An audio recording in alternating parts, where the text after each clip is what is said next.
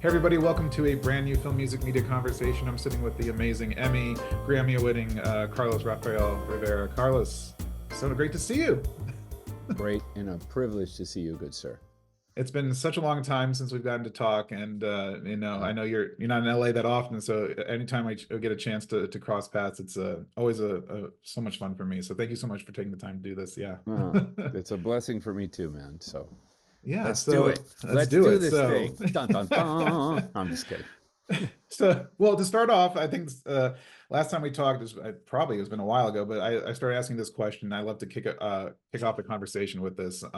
So take this question as a very simple question, but you can have a deeper meaning behind it. You can just take it at face value. But I'm curious, as a person, as a storyteller, as a musician, as a human being, what does music mean to you?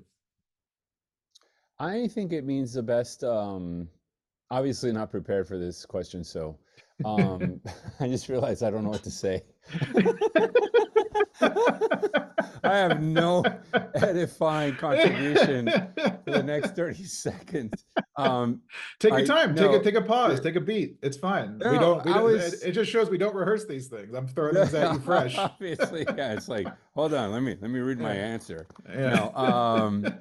No, no, I think I do think that music is kind of it depends on for so many people it may mean certain things, and for me it's meant Sure. different things throughout my life. Yeah. Like it really is one of the first things that made me cry that I remember feeling like crying as a kid, hearing like Ave Maria at a church or Oh yeah. and trying to understand why I felt like why was I crying, you know? Yeah. Movie music stuff or walking out of a film being aware of what music was doing as an audience member, as a kid, just thinking about that stuff. And of course, I'm of the era of Star Wars and Yeah. um, Star Trek and the films and James Horner and Williams and Goldsmith and so those things were quite affecting. Even Conan the Barbarian. And Yeah. at the age of 11 or 12, I'm making it film music-y as a conversation, but it's that, and Sure. of course all the rock and roll I grew up listening to. All of those things are kind of a place that as you get older become a place of repose, a kind of like a nostalgic thing. I've been doing a lot of 80s listening and 70s Yeah. listening. Me I'm too. running a lot, right? I went back recently and I started listening to late Elvis, like late Elvis, not like early Elvis, and I'm really in love with like his late sound, like right before he passed. Like there's some like melancholic tone to everything he's doing, and I'm in love with like a lot of his songs that he recorded like before he passed away. Yeah. Some of the stuff that's great is how the music itself changes for you as you change and how you, Absolutely. right? Yeah. You look at it a I completely different light as you age. The same with certain TV shows and movies. I go back and you rewatch as you age, and you connect and see different things from different characters and different points of view. Yeah.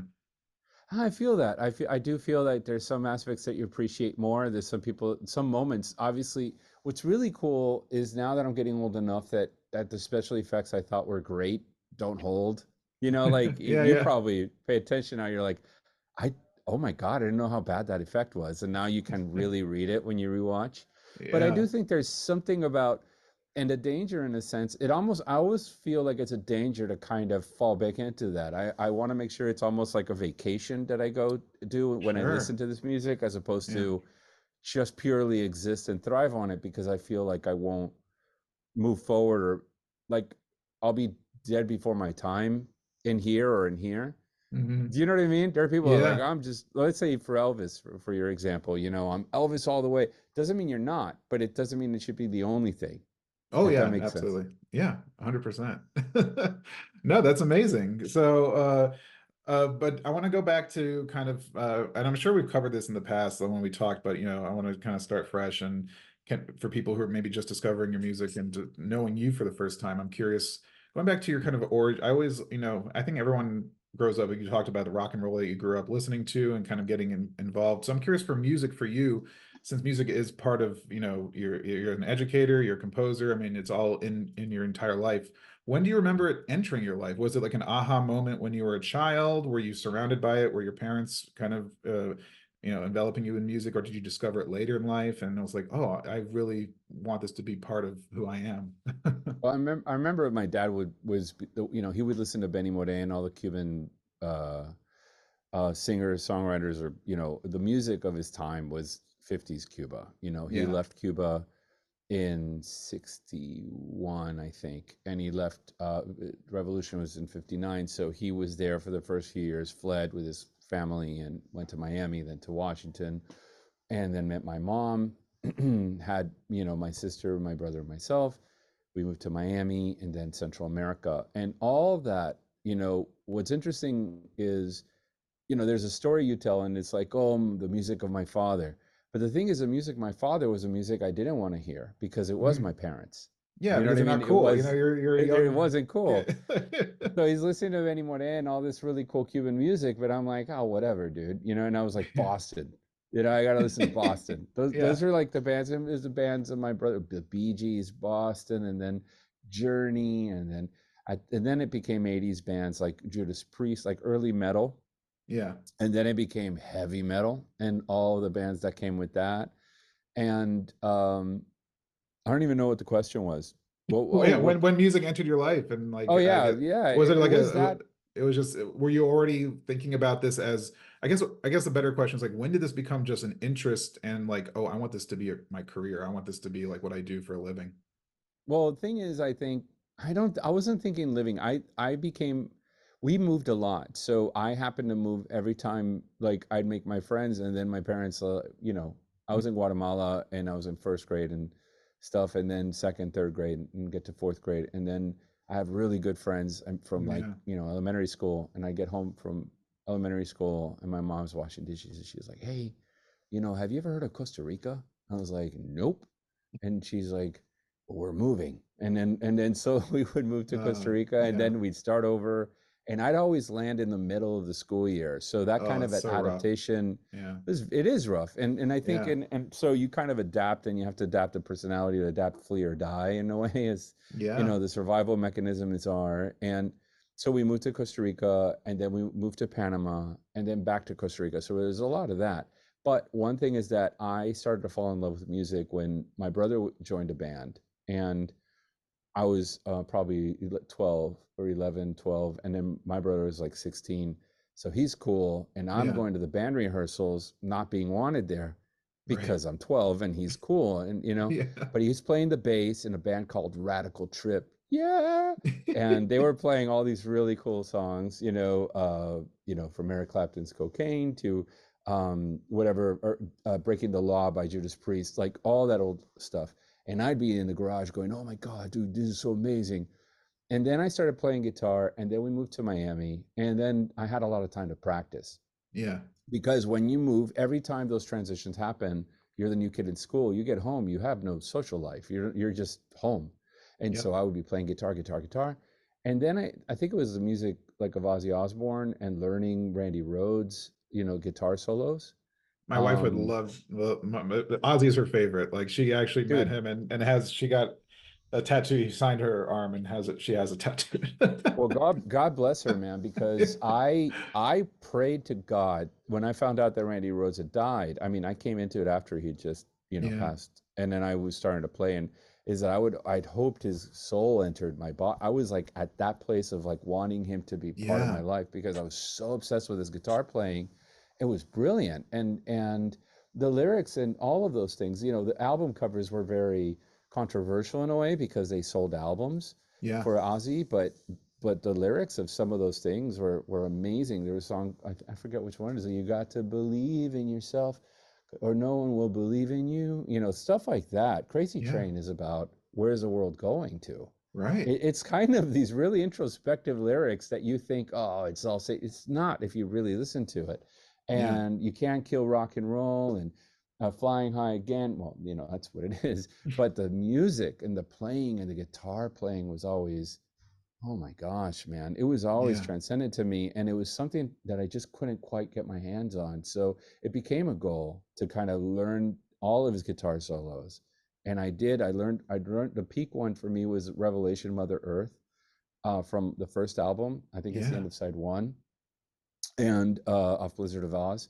And when I learned that solo, because very classical, and I achieved, it's almost like in a video game when you achieve a level. like a, Yeah. you know, you leveled up, you know, Right. and, Yeah. and I would record myself playing and record it on cassette and study it and listen and see the mistakes. And my ear developed a lot through that. And the point is, when I learned it and I realized I had finished it, I had this realization that I hadn't written it, like it wasn't something I had made. Yeah. That's when I started thinking of I was never thinking of livelihood. Do you know what I mean? Like, Right. I'm going to grow up to be a composer, because composer, I did think this, that they were, I was in Central America growing up. I never thought it was like, you know, I've said this a lot before, but I did think that composers and musicians were in another world, were in another Yeah. island. They grew up in a country of musicians, and that's where bands like Rush come from, you know. And well, it Yeah. was Canada, but at the same time, I did feel like all of them came from a part Musiclandia or something. Yeah. So, does that make sense? Oh, absolutely. Yeah. It was like almost, I guess it was like almost like not even unattainable. It's just like I didn't come from there. Like it's not even in in my like, my field of view. Like 100%. It would never happen. And it wasn't like a Harry Potter, like, I can't be a wizard. And you know what I mean? It's none of that yeah. magical stuff. It's just like, I'm just, there's no such thing as me becoming one. You It was know? just like I don't know how to explain you it. were yeah, you weren't you I guess yeah, like, I'm kind of the same way. I'm like I'm not an optimist, I'm not a pessimist, I'm kind of a realist sometimes, and it's just like realistically what the odds, and then you kind of talk yourself out of things like, oh, what's the Oh point of yeah. trying? Like what's the point? I'm just gonna enjoy what I'm doing here. Like that's completely like unattainable something, Yep. like yeah. It really, really true. And it wasn't until I moved to LA where I thought that maybe this could really well, the first thing was transitioning into becoming a composer, and I was taking accounting classes in college, and then I heard the Rite of Spring and on a music appreciation class, and I was like, what is this? And then it was really kind of transformed. That really kind of got me going Yeah. into studying it, and I realized you could write that, because I had a really interesting thing where the teacher, Jay Brown was his name, in Miami-Dade College, was like, showing the score of the Rite of Spring. And then there was this big moment in the Rite of Spring that went, and there was this big brass thing that goes, and in the speakers, I remember going, wow. And then he showed us the music, and then at that moment, he was walking around the classroom. And when I saw that, it was just two trombones literally doing a slide down, like two Uh-huh. notes, ba, bum. And I saw that, and I was like, oh, that is, like, I did this equation of like Yeah. weird connection, and I was Yeah. like, wait, that can be written and musicians can play that back. Like, I'm serious, man. It's like 101 of 101s, like no Yeah. idea. And then the beauty and the magic of that is what kind of turned me on to it. And moving to LA is when I started to run into people that were quote unquote famous. I couldn't handle it. I just couldn't understand that they were Yeah. there in that room. I don't know. It's You moved to LA too, so you probably Yeah, it's the maybe same thing. did. It's you get there, and of course you're living in your hometown again. It was saying it's another planet. They come from Canada. It's another planet, So you're in Canada now. You've arrived in Canada where all these composers are, LA. But and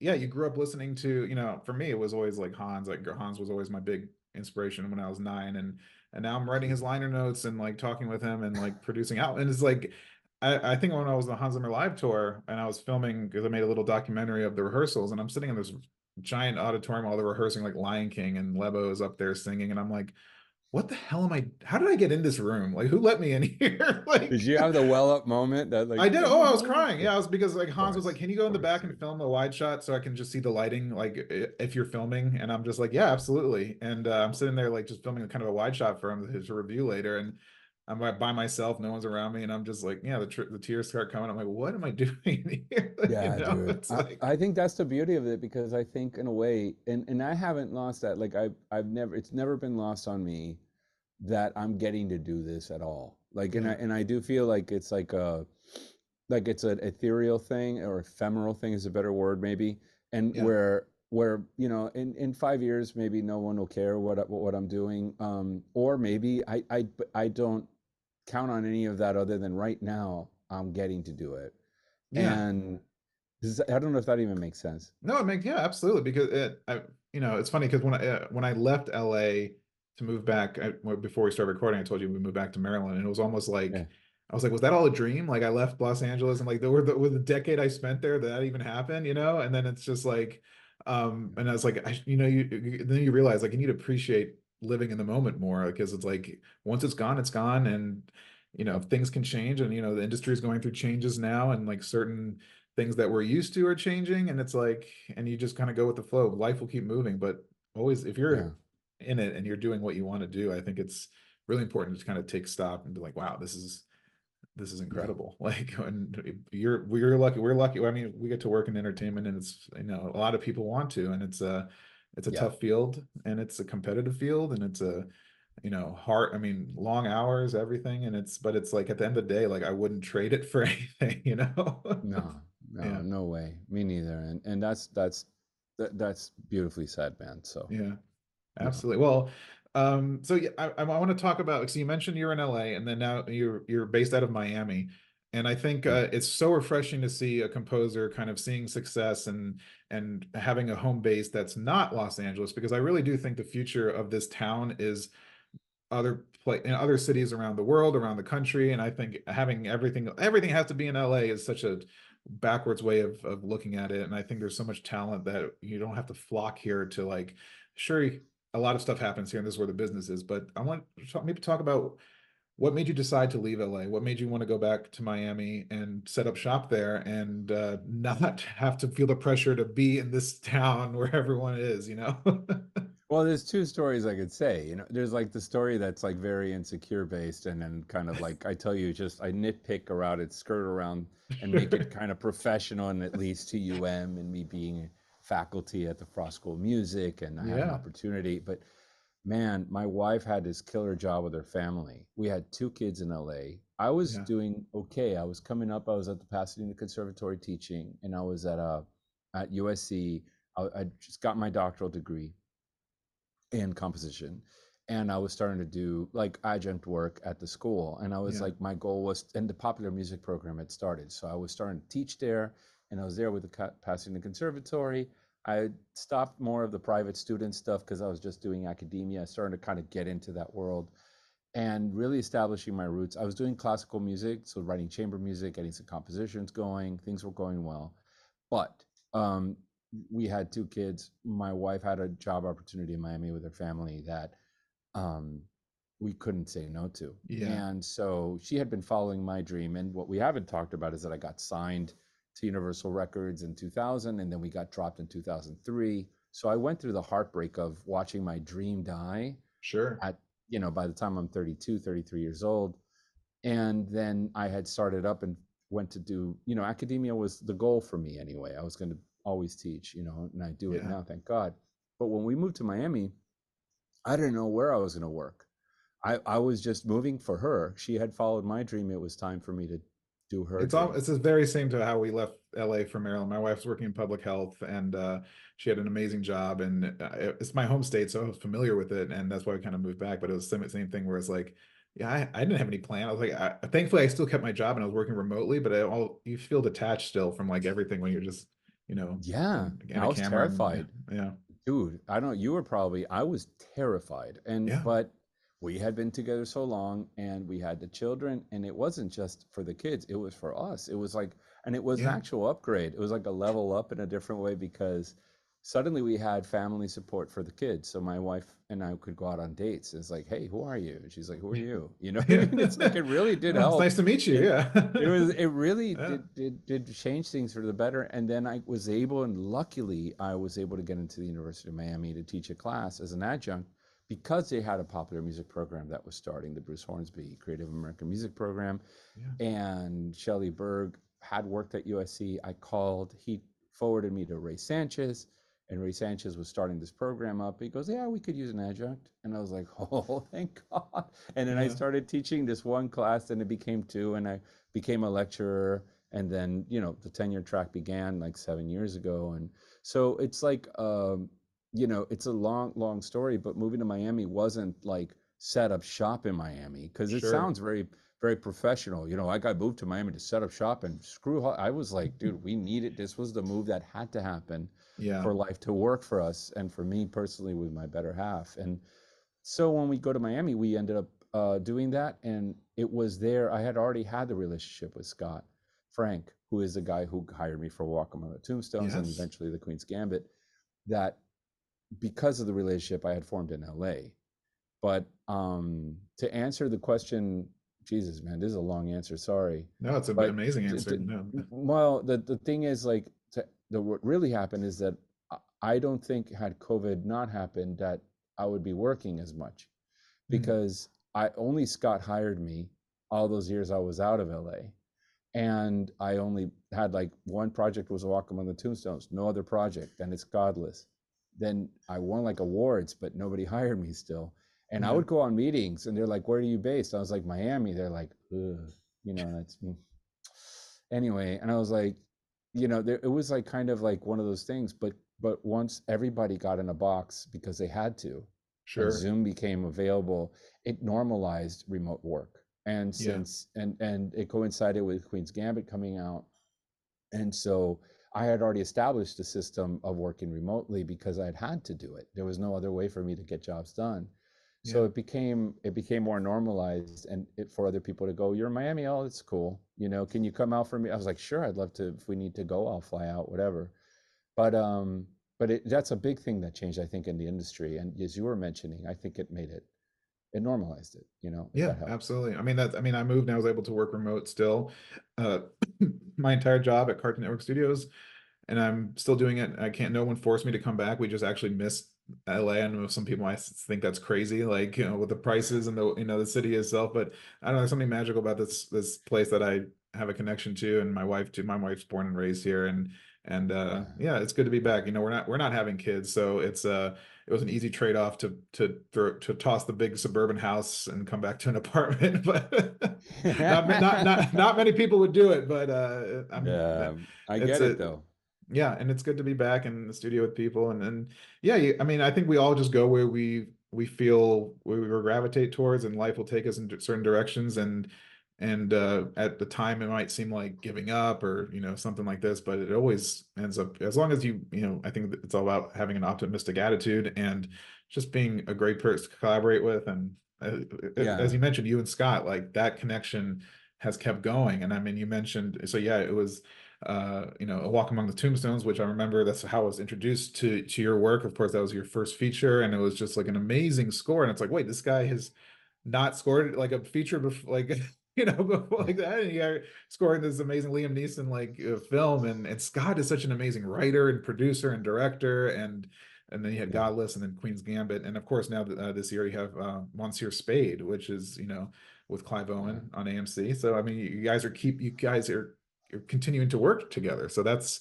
incredible. So maybe that's a good way to jump into some of your work. So like, we're going to talk about Griselda, but I just want to touch kind of on that journey with Scott that you took. And so now that you have Monsieur Spade coming out, what's the collaboration like now that has kind of evolved over Tombstone, Godless, Queen's Gambit now? Is it pretty much just getting to work with your friend? Is it pretty much like, okay, like, do you have a shorthand at this point? Is it like easy, or is it harder now that you know each other better and it's harder to kind of surprise each other? Maybe, I don't know. I'm curious. I actually don't know the answer, because I do feel like I could say there's definitely a shorthand, and I know where he's coming from when he says what he says. There's never a Yeah. confused. It's not one of those emails that you don't know what do they mean. You know what I mean? Mhm. Because he'll Yeah. be like, I hate it. You know what I mean? He's not There's afraid to just no no there is no sugarcoating. filter. It shouldn't be, because it's not Yeah, about it's never. I mean, it takes a long time to get used to the reality that they're talking about the music. They're not talking about you. And sure. but it's when you're younger, I think, as the ego gets hit pretty quickly. Yeah. Yeah. But with Scott, it's like a friend telling you, you know why are you wearing that shirt if you're going to go out tonight? Why did you put that shirt on, bro? Yeah. What's wrong with you? You know what I mean? Like a really Exactly. good friend. Yeah. They don't There's no, Yeah. and Like, come they're on, looking come out on. for What are you you. doing? Yeah, come on, what are you doing? But I think, like, that is really helpful. I'm always trying to figure out what I actually, like, even right now I'm working with, oh, someone's at the door. I don't know if you hear the dogs barking. Do you hear I them? have, yeah, it's totally fine. We can. Okay, they're gonna go off for like 2 or 3 minutes, but it's gonna make this more exciting. Yes. Uh, I We're was gonna getting have. bored, and so thank God the dogs brought it up. Da, da, da. No, but the truth is, like with Scott, I'm always kind of trying to figure out what it is that the thing is that I don't certainly never feel confident working on a project with them. I don't think I've ever felt. I was talking with somebody about this, about confident, how music sounds confident, and sometimes it comes across like, man, they really know what they're doing, Yeah, and but it could be written from a very terrified place. It could be written from, I don't know if this is going to work. yeah, And yeah, then and I think that's something that I've realized with time is also true. I used to think, and I was younger, that if they wrote this score and it's so important and blah blah blah, they must be in a very, maybe they're not. Maybe they just weren't sure. They just happen to be, this one happens to land well with picture, but sure. outside of our own volition. We want to write confident scores. We want to write very important crap or whatever. But the truth is, when we're doing it, we don't know. And even now, as I'm collaborating with Scott, I'm not sure of the direction of the music I'm writing, where it's going, until Yeah. he says yes. And then when he says yes, even that I know can change through the process. Oh yeah. So Especially on a I don't mini know. It's series that it's like a lot, you guys are working on a lot of storytelling. It's not just like a 2 hour, movie anymore. It's like you're doing big, long arcs. Yeah, man. We even thought about this because with Monsieur Spade, it's a noir and it's a continuation of Dashiell Hammett's very iconic character of Sam Spade, in based on the Maltese Falcon. and Yeah. and so noir genre is something I studied. I kind of did, writing is research for me. So anytime I get a gig, I'm like, watching all the movies about the genre, anything kind of similar. What's the music like? Who are composing it? Blah, blah, blah. So I went from, LA Confidential back to Chinatown, back to, Laura, Yeah. and, which is a monothematic idea, to The Long Goodbye, which is a Philip Marlowe story, and has John Williams score on it. And the idea of monothematic theme writing. Monothematic themes work for movies because they're 90 minutes or an hour and a half or 2 hours. For miniseries, you want to throw your phone at the TV, or you want to throw your Right. phone out if you're watching it on your phone, because at some point the theme overstays its welcome. Yeah. And over 6 hours, it's a real challenge. And so you had to kind of come up with alternate themes. Again, this is a conversation I didn't have with Scott. This is a conversation that's internal for motivating writing. But Well, Scott was approving or disapproving, and that's the level at which we talk about it. And then it's yeah, only yeah. in hindsight that he'll make a comment, but he also, and for people that are getting into this and are listening to this, let's say for an edifying purpose, I've really found that directors and showrunners don't have the time that you think they would to listen to your music. They are so worried with so many other aspects that of post production. I call them like the eye of Sauron. Yeah. It's sort of like wherever the eye is at, it's focused. But when it turns on you, you pull a Frodo. You're like, Yeah. and then you have to show the music. They have to say I love it or I hate it, and then their eye turns away to VFX, and then they Yeah. complain about that, or they have so many things to worry about. Yeah, That that's you a great metaphor for it. That's But it's exactly, very yeah. true. Yeah. And you have to be ready for that moment to show and tell, and just kind of do it, get ready to pitch it, have them say yes, say it's no problem, I'll make the changes, write really good notes, and then be ready to revise. And so it's a different process altogether than, I don't think, and these are the forums where we get to talk about those things, like Yeah. Laura or the film, or you get to talk about these things, but that it's really not of concern to them. They just want to say I like it or not. Right. I You mean, know what they're I mean? looking, yeah, it's about what's working for the picture. It's what's working for the story and the characters, and Yep. it's they're following their gut instincts, you're following your gut instincts, and it's just, and that's, I think, where the beauty comes from in terms of like what makes something like Queen's Gambit like have the success that it did, because it resonated with so many people. And Yeah. then and now we have Griselda coming, which is, getting, so much love and everything, and your score is fantastic. I mean, your music, I'm just talking, I mean, just telling you, I'm not trying to kiss your ass or anything, but your music is so good. Your music is so beautiful, and the way you hear your thematic structure and the way you carry through the storytelling. You're telling a story. It's not just music. I mean, you're really telling a story, and I think it's just shows just how in tune you are with, I guess, the filmmaking process. So I'm curious, maybe we can use Griselda as an example to jump into it, but I really want to kind of study, I mean, just learn kind of how you approach. So we have a mini series, it's going to be several hours. You're on the project, you're having the first conversations about music, and now it's like, okay, time to go write. What's your starting point? Where do you start? Is it about creating some themes? Is it about creating a palette? Is it about writing, just trying one scene and seeing how it goes? I'm curious where you gravitate towards kind of your first starting point. Or again, Griselda, what was the starting point?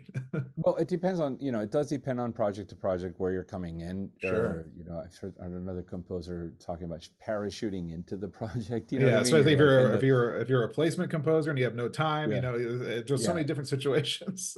yeah. But with Scott, it usually can be very much a long time. In this one, there was plenty of conversation as they were kind of beginning shooting. They were already shooting, I think, by the time I came in. Yeah, But there were a lot of conversations I had, and this was unusual. Dude, everything about Griselda, it's kind of a unicorn. So I know it probably won't happen again, yeah. not in this way, unless, people like Andy Bice, who's the director, showrunner. He directed all the episodes, was the person to answer to. It was very clear he knew what he wanted. That already is kind of like, it's like a Scott Frank situation where they know what they like and they know what they don't like, and they're very clear. So you're very happy when you're kind of in those hands. Yeah. But also, I think someone like Andy really gave the room to try and be very creative. And there was never an energy of like, I don't know, I don't know if this is working out. I've had those moments. I've plenty, and that's normal, Yeah. actually, part of it. But the thing is, like with Andy, we were talking about it, and he knew the story pretty clearly. He'd been working on Narcos for years, so him and Eric Newman were the team behind Narcos, Yeah. and excellent. They understand that world, and so he's doing a different version of that world in a way, but it's taking place in 70s and 80s in Miami and Colombia. So the conversations were about what is going to be the palette, how are we going to tell the story, and he was talking about synth scores at the beginning. He made a playlist and sent it to Oh me, wow. and I'm thinking, Giorgio Moroder and all of these, typical things that you would think and associate with not only, Scarface, but also Donna Summer. He produced a bunch of great tracks. He was like a Max Martin of his I mean, time. yeah, I mean, Yeah, invented yeah, disco essentially. yeah. So it's like he's a legend. It's so funny that he doesn't get spoken of more. I think. Oh, he's And huge. I love his stuff. Yeah. he's amazing. So anyways, that was kind of like sort of like it would make sense, and I think the score would probably be serviceable in a way. The other thing would be to do more ambient like score, because of what they do. It probably would fit the story really well. Um, but then the second playlist he sent was a classical playlist, and I was like, oh man, this is kind of exciting, Yeah. and the idea of opera was kind of born from that, and the idea of treating this like an opera in the classical era, previous and then through the classical era. Actually, there's like a thing called the continuo and or recitative, which is where this um the person, a character, is not necessarily singing an aria, but they're doing exposition. They're like, Hmm. tonight the ball will happen, drum drum, chord, harpsichord, and then uncle will come, harpsichord, harpsichord. I can't believe I'm pretending to sing, sorry. But the idea is they're doing this and this accompaniment is happening. And I thought, what, because there's moments where in the story she's giving speeches to encourage, the people that are working for her. And I was like, what if we treat it that way? Like if she's Hmm. giving a recitative and then the harpsichord's playing to support her and operatically. And then Yeah. opera started to make just sense because it's a larger than life story. And yeah, why not? Yeah. And then Exactly. let's have choir too, dude, because like just as important, for these tropes that we all have subconsciously locked in, like low frequency notes, low pitches, and are dangerous, like Jaws, bum bum bum, Sure. low stuff. Choir, if I say choir, your mind is thinking epic, grand, so adding choir to that, voices to that, and then the choir and then the harpsichord for when she speaks, then the color started, the palette just became immediate. Yeah. And that was sort of like the birth of the conversation.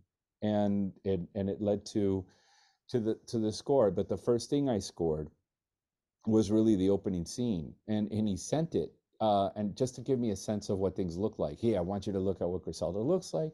It's the opening scene. I don't think we need anything, but she's come. She's got a bullet wound, and she's kind of. And I just want you to see what Sophia's doing now because I want you to understand her character. It was more like educational. Yeah. And he sent it to me, and I started watching it, and I sang into my phone as I was watching it because I do voice memos. That's how I write a lot that way. I'm Like I'm just watching if this there's a few scene. composers who do that. I know Heitor Pereira does that too. If he has an idea, he'll quickly record the melody so he doesn't forget it. Yeah, Yeah, and dude, trust me, it did not sound like a melody, bro. That didn't. yeah. That was. You heard me sing it like 10 minutes ago.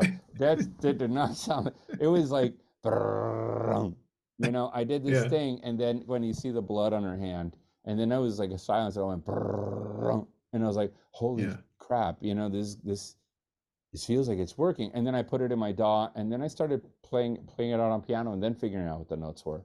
And then I realized the demo, and then I sent it to him. And I was thinking, I don't know, man, just I don't know. This is like the opera thing we're talking about. He's like, holy crap, dude, I love it. And I was like, and as soon as he said that, I was like, let's go. Yeah, And you get we you just got your went, man. confidence. That's the confidence that you're talking. Like when you find that footing and you're like, shit, yes, we got it. Like, But that doesn't happen. I mean, that's yeah, a unicorn. That's like the story you hear that you think composers go through all the time. The reality is this is a never yeah, situation. It takes forever to find it. And so it was a blessing, man, because then we were just off to the races and very few notes from him, very few notes from Netflix. And if anybody's listening that does this for real, notes come from everywhere. yeah. They're You look just behind you, there's a note coming in. yeah. It's like, It's like Harry and Potter, where all of the yeah. letters just come flying. Oh, You're like, that's oh, okay. great. Dude, Let me.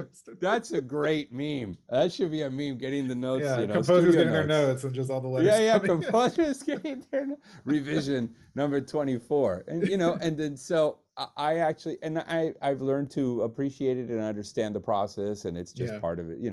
But Lord Almighty, that's why I keep saying it. I won't say it anymore, but it was a unique experience. It couldn't have gone better, and there was so much trust that he had and so much room that he let me work with, and he was always nice, man. And always kind. He was a mensch, as I've heard plenty of people be referred to sometimes, and yeah. deservedly so. Yeah, absolutely. Well, you mentioned Scarface, you mentioned Giorgio, uh, and when you have a story, this one, of course, based on a real person, not someone fictional like Tony Montana. But when you mentioned Miami and drugs, it kind of, has that. People have that kind of idea of that kind of rise and fall story of like this, criminal organization or larger than life figure, which Griselda she was, and her rise and fall is the so I'm curious, maybe just before, why do you think as a society we love like kind of stories like this? Why are we gravitated towards criminals and like people who are doing bad things? I'm curious for you as the storyteller behind the music, but we love things like Scarface or Goodfellas or any kind of these The stories of kind of Sopranos. Sopranos, rise and fall of or anything that where it's like getting into the darkness or Walter White, Breaking Bad, right? Breaking Bad came to mind, yeah. It's just like, why do you think as a society we're so attracted to these figures, these larger than life kind of criminals? Well, let me expound as a musician on trained psychology conversation. Just kidding. I don't think I got much to offer. I don't want to pretend. I do hate it when people kind of pretend to do more, but I do find it interesting that as in our human nature, we're not good or bad. We're a little bit of everything, Yeah, and we tend to lean on the good the best we can. I think our aim in life is to do the good, but the bad's so attractive. And I think there's something in it. Look, I don't know why we slow down when we see a car accident, but we're driving and we see a yeah, car accident. There's a lot of traffic, and you're like, why is so much traffic? There's an accident on the other side of the road, but people stop and look. you want to We look, have yeah, a fascination for going back to gladiators, to hangings, to horrible things, and to things that are very dark.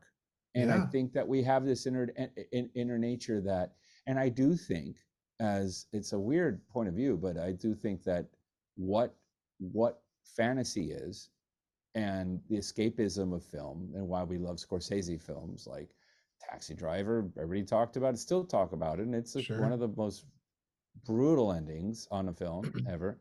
Goodfellas, of course, and is because we have a fascination for seeing the fantasy, knowing we can't and won't Mhm. likely do it, and Yeah. so it gets to be realized, and as an audience we get to kind of fill or tap that or check that box. And Right. I don't know if that makes sense, but it's No, it does, certainly. because I think we're attracted to. I know there's because my wife loves true crime, and I know there's everyone Mm, says this same statistic that women are more attracted to true crime because it's like a almost like a survival mechanism, like, oh, we're learning kind of like how things like. I think psychologists have, I'm sure, like analyzed that or anything like that, but myself, as a whatever straight white male, I'm still like you're kind of just interested in just like how can someone get to that point, how can, and what was the motivation, because usually it is a survival thing, and sometimes they are in poverty and they have no other means, or sometimes it's just like a life or death situation for them and they go into that, and you kind of try to understand it more. It's not just like a right. serial killer who's just, maybe mentally has issues, but it's like someone who's not mentally deranged, or just someone who's in the, how Griselda became kind of this queen pin, of everything. So I'm curious, like when Mm. you approach writing the music for her character, and the way Sofía, did her, was it tricky to like humanize this character for the audience, to like, what did you want your music to do for the audience? Did you want the audience to sympathize with her? Did you want the audience to just understand, like be more back and be like, well, just watch this unfold? I'm curious kind of what you wanted the score to do. I don't think composers can. I think our job is to do what the director wants us to do. Yeah. Like, first of all, like, as much as I want to pretend to say, well, I wanted. But I do know that I think it's important that we are aware of the contrast and the potential possibilities. So anything to do with her personal life as a mother, like anything to do with any intimate moments, I Yeah. did like guitar as a palette, and the kind of guitar, it was like guitar I played on the right speaker, and then I had like this MIDI guitar on the left to color the instrument so it wouldn't be just guitar.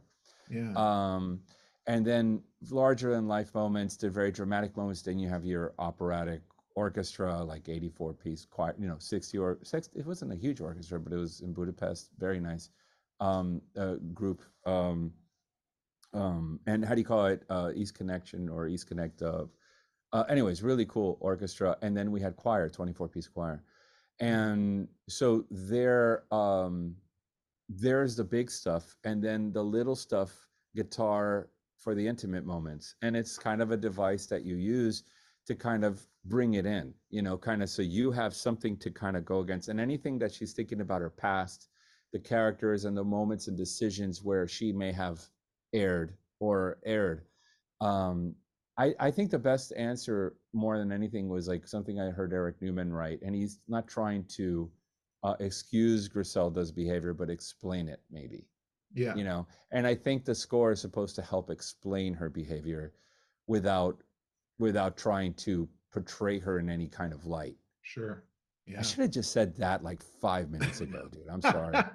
No, yeah, That I would have mean, been, yeah, you uh, know, you talked it out to get that. Like, I think we still continually. That's the thing. You'll do a project, or I'll watch a movie that's made in the '80s, and it's, tackling a similar subject, and I'll watch Terrence Malick, something philosophizing in Days of Heaven, and watch, yeah, Hidden Life, and there's still new things that you're discovering. You're trying to figure out what, we're all kind of chasing sometimes. Like, you see filmmakers kind of, oh, a filmmaker has a style, or it's maybe doing the same movie over and over. And like you mentioned Scorsese. Scorsese clearly is obsessed with the rise and fall. Like his films all kind yes, of have that, whether it's Wolf of Wall Street or even Killers of the Flower Moon. You're seeing people rise and then fall. And there's something mm. there, as him as a storyteller is obsessed with that. So it's just fascinating to see that we're still chasing the answer sometimes, and we don't even know what it is. And it's just like, yeah, it is, but it's just, as a human thing, it's just like, yeah, the stories fascinate us, and it's like, yeah.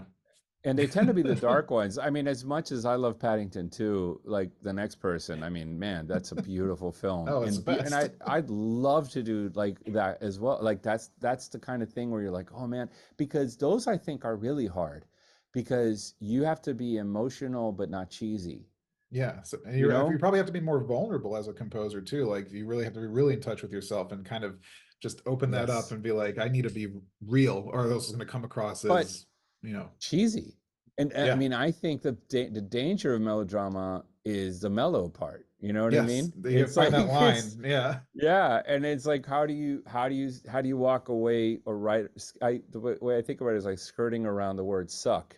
You know, it's like sucks right here, and you're writing your way, yeah, doing a tiptoe dance, like kind of whatever in the periphery, and but you're close because yeah. close is where it works. You know what I Right. It's mean? like there's a really very small window where it works before schmaltz versus Before like sentimental, like kind of like, yes, dude, yeah, and that's got to be a hard gig to do. That I mean, I think it's a hard gig to do. So yeah. anyway, Was there I mean, any did you have any I guess challenges with tone with Griselda? Was it a challenge to find certain tones, or was it kind of easy to admit that what the film was kind of speaking to you, like we kind of know what the tone of this should be?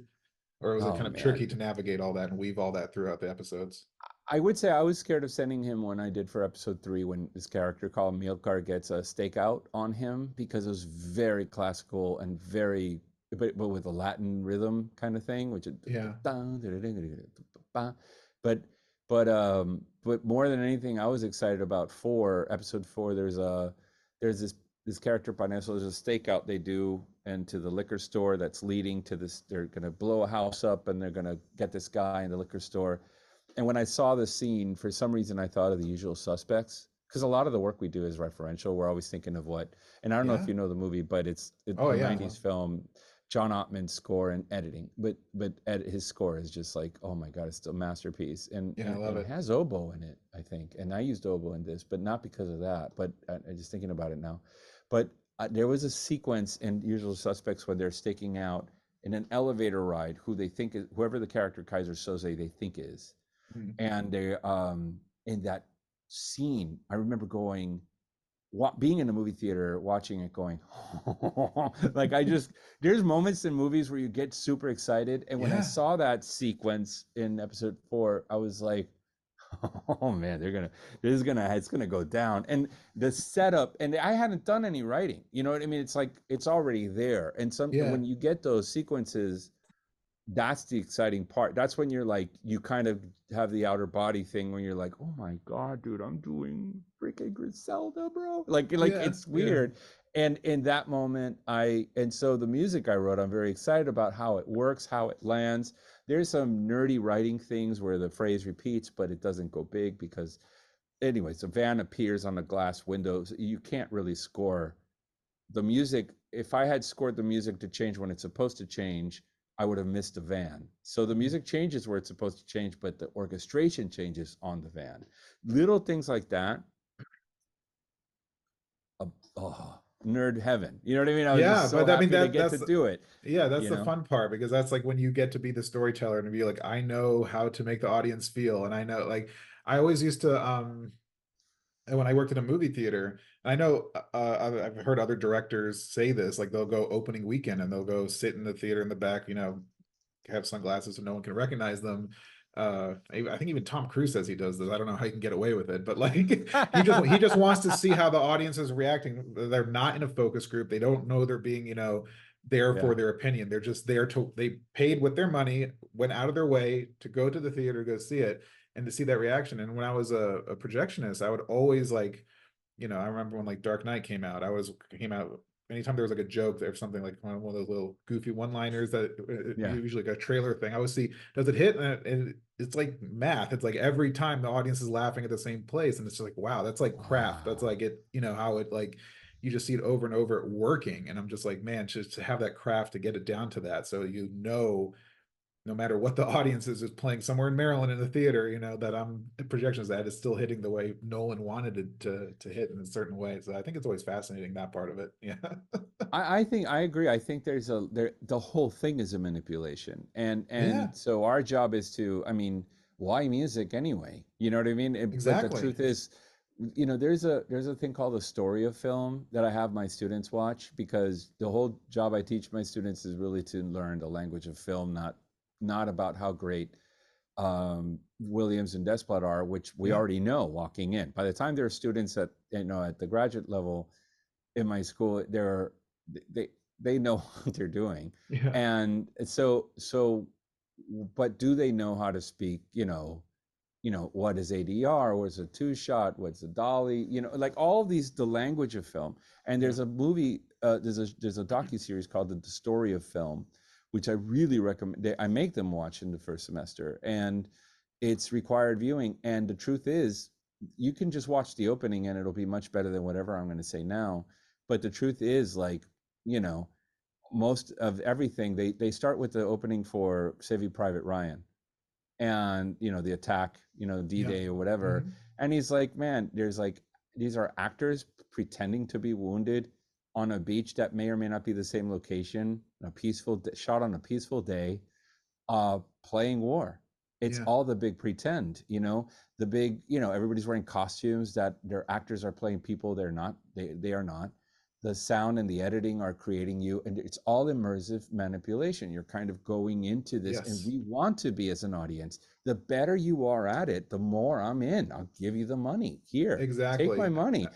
Right? With Nolan, it's like, take my money. I hear he's making a movie, and I'm like, oh, I don't know Yeah. why. And it's because he's a master. Like all the masters that do this, that attract you to this kind of thing, are good at the craft. And I think Yes. craft is the thing. Art is sort of like maybe something, a cherry on top, but it's not why you're doing this. I mean, Lord Almighty, it's just because you want to get good at nailing and finding it, if that makes Yeah, sense. no, absolutely. And I agree with that. Like, I hate the criticism sometimes. Like, where that's why I don't read reviews much anymore, because it's just like you see a critic going like, oh, this movie was too manipulative. It's like, oh, it's a real tearjerker. It really tried hard. It's like, if I'm going to go see a sad movie, I want to cry. Like, if it's a sad Yes. story, it's like I'm signing up for this, and I'm like, here's my hand.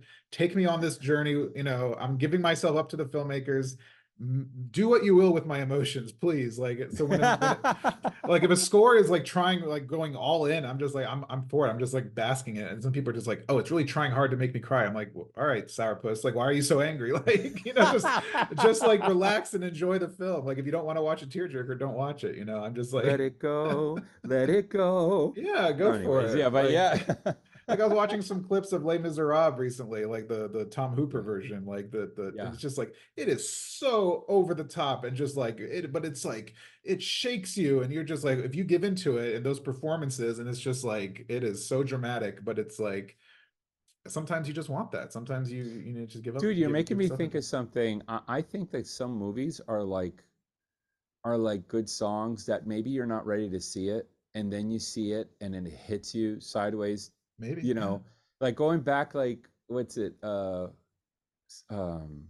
what Forrest Gump. Yeah. And I saw it and I was like, oh, this is great. And there was a moment in the movie where I cried. But then I saw it like 10 years later, and I think I cried the whole movie. Like Yeah. I was just ready for it. And I think Right. of songs like Jai Guru Deva Om, the Lennon song. It was in the Beatles, bum, bum, bum, Across the Universe. Yeah. And I remember hearing the song going, oh, it's cool because it has this really cool, whatever. And then I remember hearing it one day, and I was all in. Like it took me, and Yeah. it just beat me like a rag doll. And Right. I think good movies do that. It maybe sometimes we're the ones who aren't ready for it, you I know? think so, And because the movie it's like a fixed thing. Once it's done, it's just like, that's what it is.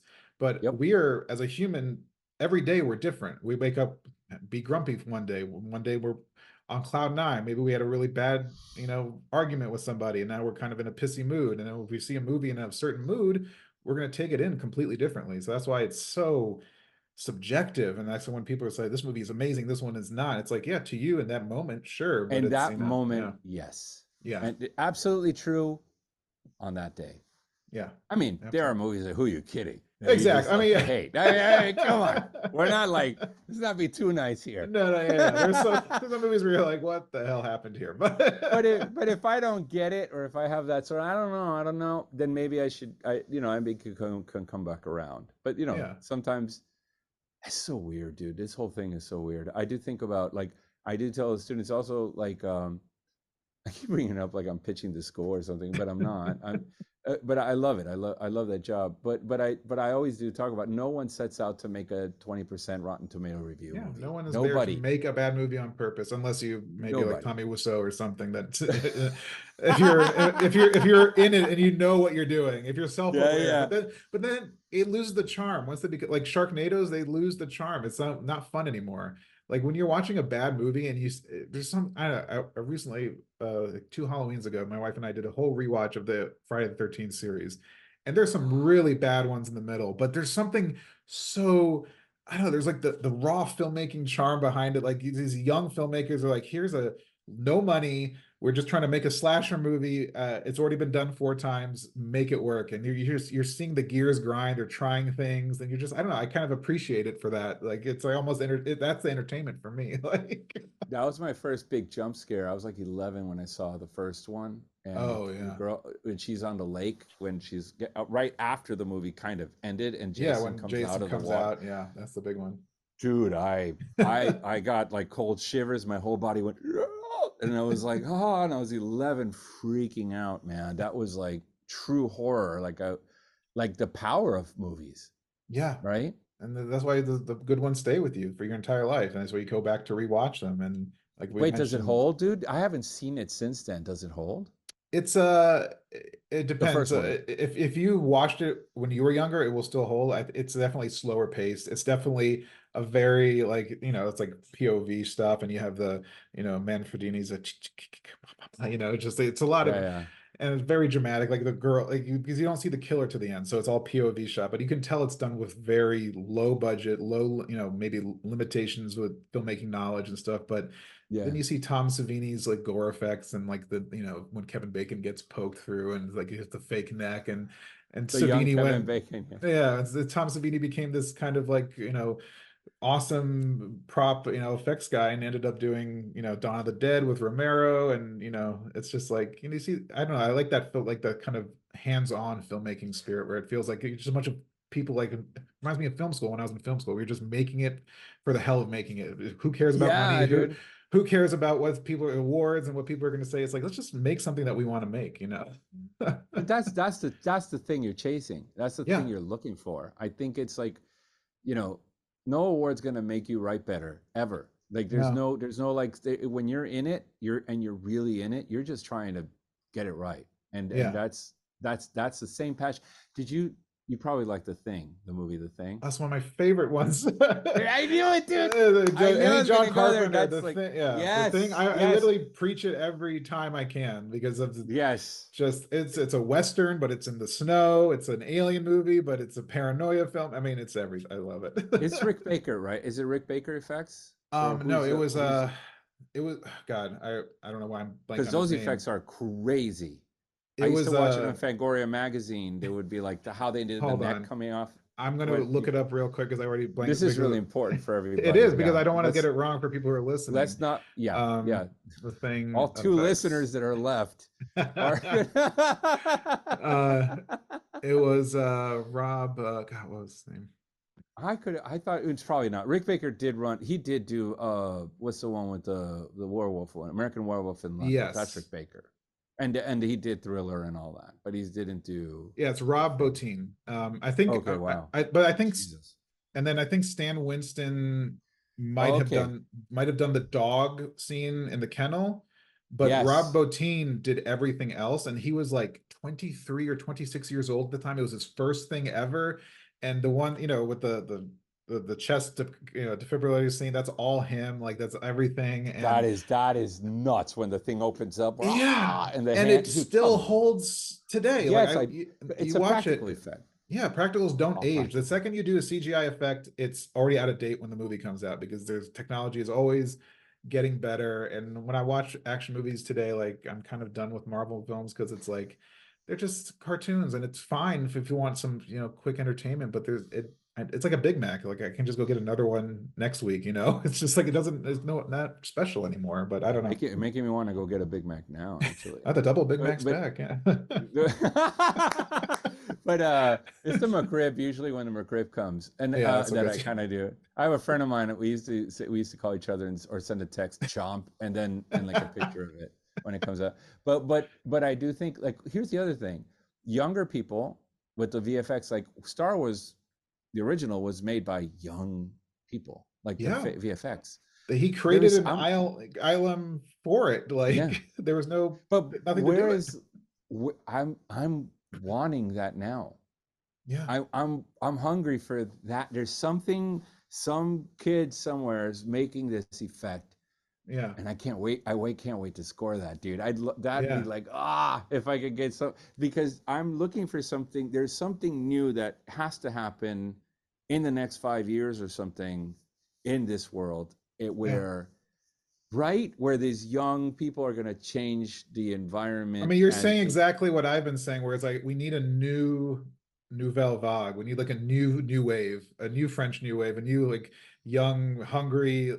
We need something to break up because that's what happened. It was like 50s cinema was very much studio, big glitz and glamour, Gone with the Wind movies like Hollywood's, and then the 60s and 70s came and it was like, oh, this is where we get really gringy and then we had like American French New Wave and then American New Wave, and you had Bonnie and Clyde, and like, stuff like that, where it's just like, holy crap, this is going to shock the crap out of us. And it's just like different way of cutting, jump cuts, and effects. yeah, And yeah, I think it'll happen again. It has to. Like everyone has this thing I'm recording on. Everyone has a 4K camera in their pocket, ready to go, 24 frames per second. Go out and make a movie. Find something cool to do. I am so hungry for that, and believe me, and I'm grateful to do the stuff I'm doing because I do really, really feel very blessed to get to work with the directors I work with because of where they come from, and watching the stuff I get to watch. But I think there's like something that I don't know what it's going to be, but I feel there's something, especially more like in the sci-fi side of things, a lot of that Yeah. sort of world fantasy. There's something that we need to kind of, I don't know. I don't know. Obviously, I'm a musician. I always default to when I don't know what I'm talking about. But you do though. But I think you do, and that's why. And you see it in your music, and you see it in the scores that you've done, and I think you definitely have an understanding of storytelling, and I think you mentioned sci-fi, and I think sci-fi and horror are still that genre where it's like you can really explore and experiment because horror and maybe to a certain degree some sci-fi, not like the big studio ones, are a little bit more smaller budget. They're more you're kind of just like it's very kind of stripped down, so having directors Yeah. can try things and get away with things a little bit more because the eye of Sauron of the studio is not like 1,500 executives that this movie needs to make $1 billion to be profitable. No, you can make Yeah. $50 million box office and we're good. Like a Jason Blum kind of production. Like, Yeah, dude. Well, he's rocked it. He's done a yeah, lot of really cool things with that, and it's just an interesting time. yeah, I'm grateful to be in it as anyone could be. But but there's something about what we're talking about. I think that's not now, and I'm not, and I certainly don't want it to be what it used to be. I just want to no, be it feel like evolve. Yeah, what is the evolution, and yeah, I'm ready for it. Like I'm so excited to see what comes and who brings it to the table, because I know somebody's out there right now making yeah, that historic, and we're gonna feel it, and hopefully I'll get the text you. It's like, dude, it's happening, and yes. you're like, who is this? What are It's you happening. talking Are you in about? my house? No. But yeah, yeah. What is it? You got the McRib. What is happening, Carlos? But Yeah.